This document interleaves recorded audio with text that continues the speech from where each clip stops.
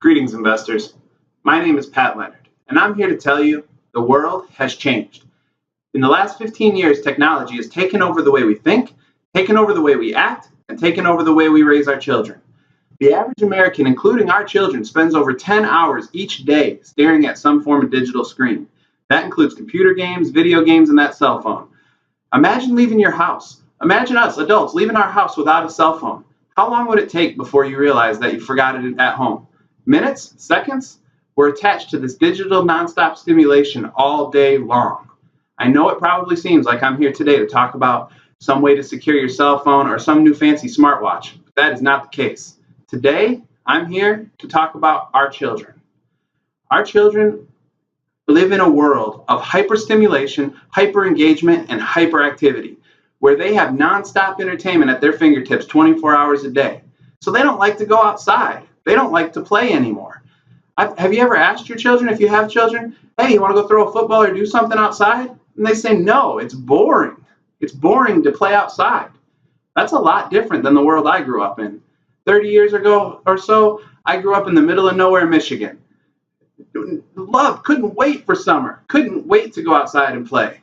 One summer, my favorite summer, 12 years old, I spent most of that summer on a lake. Most of that summer swimming, and we found a rope swing with some friends and a diving platform, and we flipped and swang off the rope swing all summer long. I mean, one of the best summers of my life.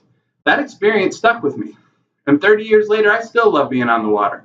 I bought a home on the water in Washington, and I've been an avid boater and beachgoer for my whole child and adult life. My family, of course, I have two boys, and they brought them into this, and they love the water. But one day I came home, and those boys surprised me, those boys who don't like to go outside and play. And this is what I see. They had actually moved the backyard water trampoline into the lake.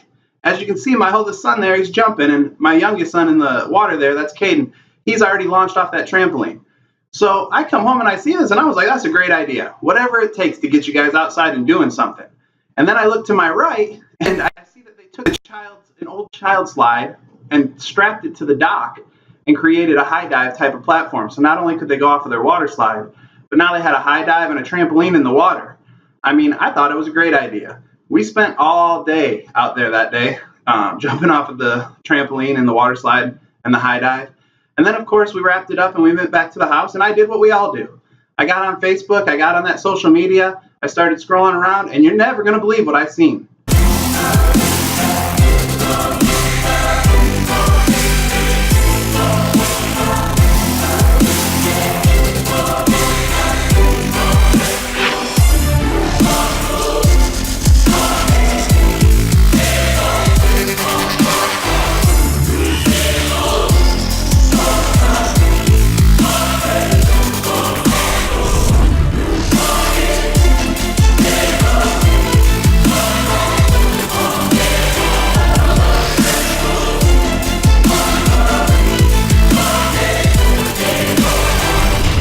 Water slide, rope swing, diving board, trampoline. This is awesome! This is amazing. Woo! Money well spent, that's what I say. This is the best day ever.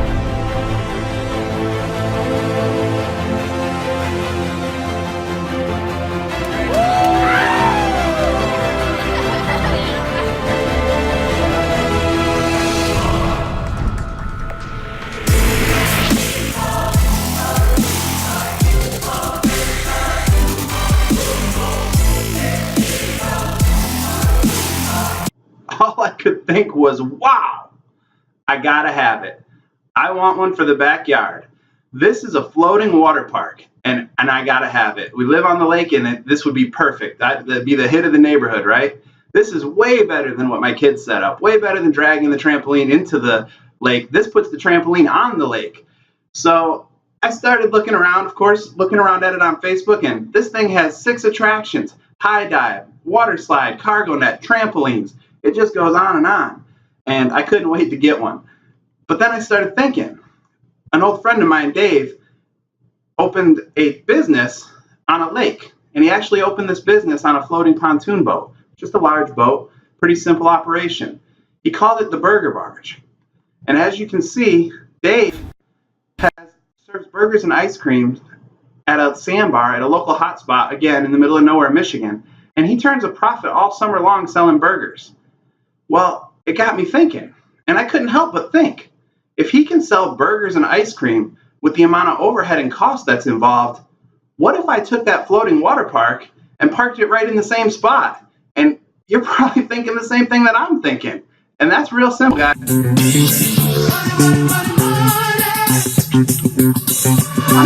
Money, right? I'd say it's real simple. Parking in a hotspot. Charge customers $10 an hour. The thing holds up to 40 people. That's $400 per hour or $4,000 a day in sales.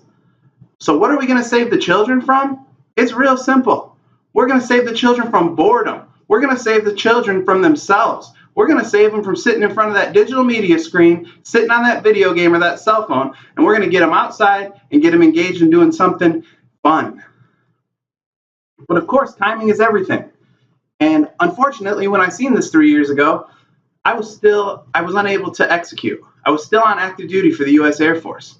And since that time, over 30 vessels have actually successfully started operation all over the world. But now is the time. Now is the time. I'm retired and I'm ready. I'm ready to take this on. We've done the market research and we believe that Fort Lauderdale is the perfect location to launch the Jungle Boat. Location, location, location. Look at that. What do you see in Fort Lauderdale?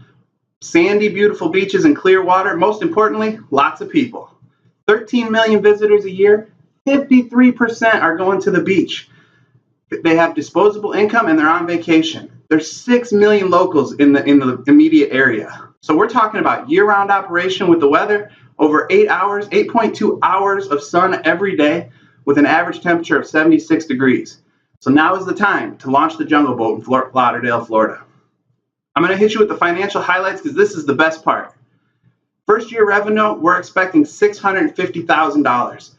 By the third year, we're projecting $790,000 in revenue. We have a break-even point at 6 months, 166 days in. These are extremely conservative projections. We're estimating only 40% usage on the vessel every day.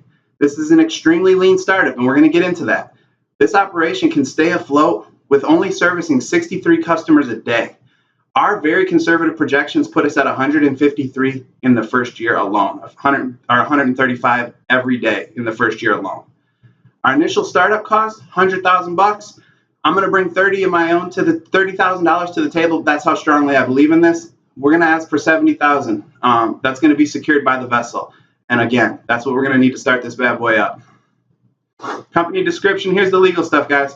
Sole proprietorship LLC, listed with my name as the primary and only owner, sole owner. We're going to be headquartered at the address that's listed in the business plan and that you see on the slide. This is a very strategically located marina. We've already worked out the details for office space and for dock space. So we're ready to go. Relevant background. Let me tell you what happened since I was 12 years old. I spent 20 years in the Air Force. I retired with 15 years of marketing and sales experience in the Air Force as part of their recruiting team. At the end of my tour, I was running marketing and sales for all of Alaska, Washington State, and the state of Oregon. I've been a boat owner and a water lover for my entire life, but a boat owner for the last 15 years. I've owned multiple vessels to include large pontoon boats. Here's a big one. Graduating from Washington State University with my master's degree in business in accounting and finance. So the paperwork in the books is easy stuff. Mission statement. I wanted to keep it short and sweet. Look at those kids. Happy kids, right? Provide customers with an exciting, memorable, safe experience. And guess what? They're going to come back and do it again. Value proposition. This is a unique opportunity, unique experience. 6 attractions, you've seen them on the video. We compare this real simply to what happens when the ice cream truck drives down the street.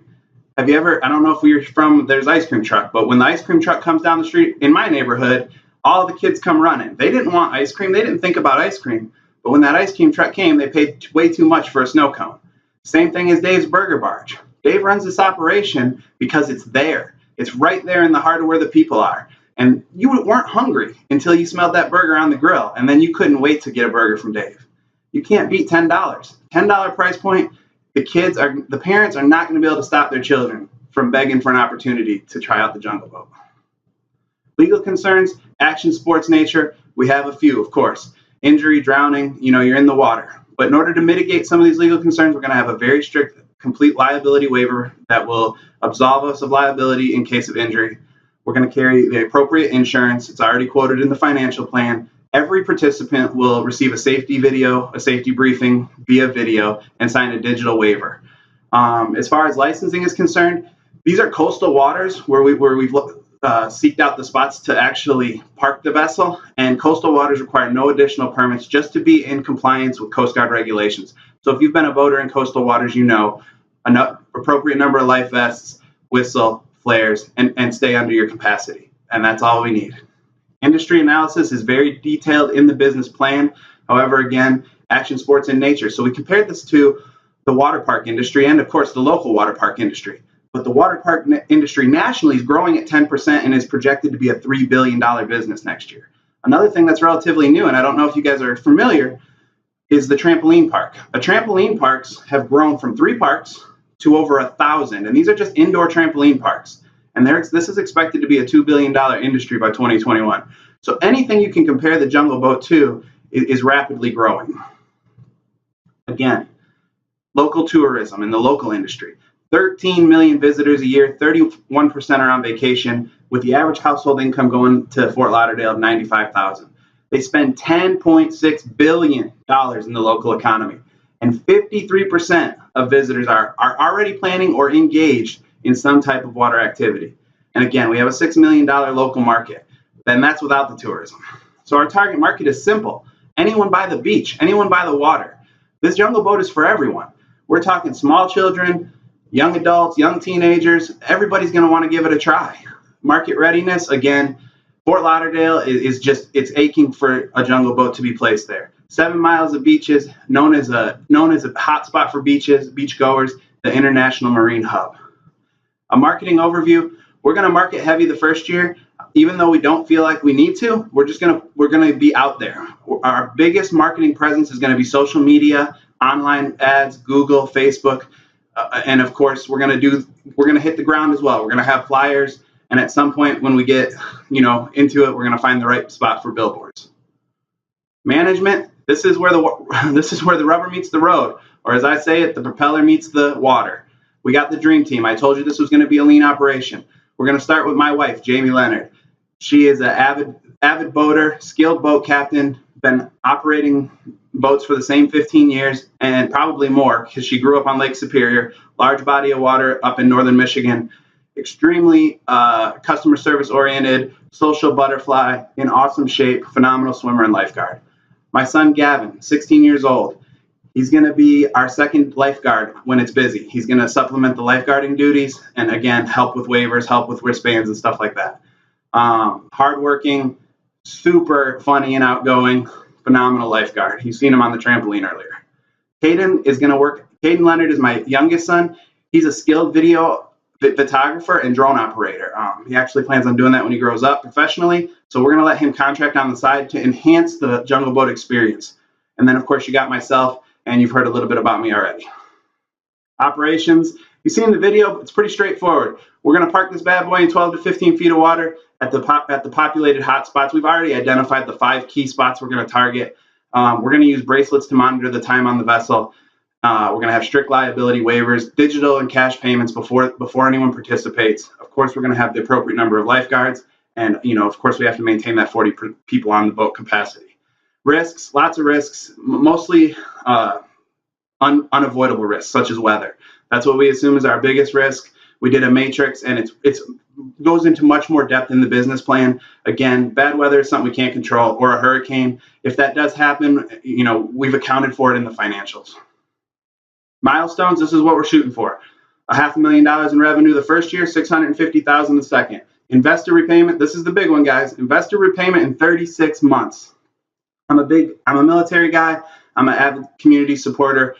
I believe in giving back. We're going to host 2 charity events a year. We're going to host 4 charity events a year and do 2 sponsorship events a year. And I'm going to join the local water conservation club, and I expect to attain board membership by 3rd year.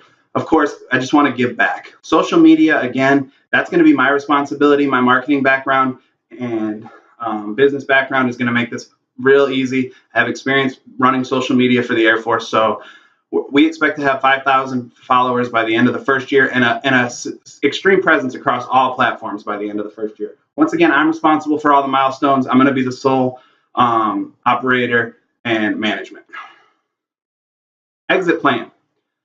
The planned exit is at 10 years. At 10 years, I'm going to retire for the second time, and that's when I plan on laying on the beach the rest of my life. And then I'm going to either sell the business to my kids or sell it outright. Investor exit is, again, 36 months. We plan to have this thing paid off based on the business model and the conservative projections. In the event of an early exit prior to 36 months, I'll either purchase the vessel outright or I will refinance the vessel as a recreational vessel and take it right to the backyard. That's been the plan. So what we're looking for is real simple. We need the $70,000 to secure the vessel. That's the loan on the vessel, secured by the vessel. We want that at 9%. We're looking at a term of 36 months. That's a total investor return of $10,135. That's a 14.48 return on investment in 3 years. Again, I'm 30% invested. I'm going to come to the table with $30,000 for startup operations and marketing and all of our initial costs. The payments for the return payments on the vessel will start 1 July of 2019, $2,226. Again, 30 days after funding, we expect to be operational. Remember, we're here to save the children. We're here to save them from themselves. We're here to save them from a boring summer. We're here to get them off that digital screen, off the video games, and off the cell phone.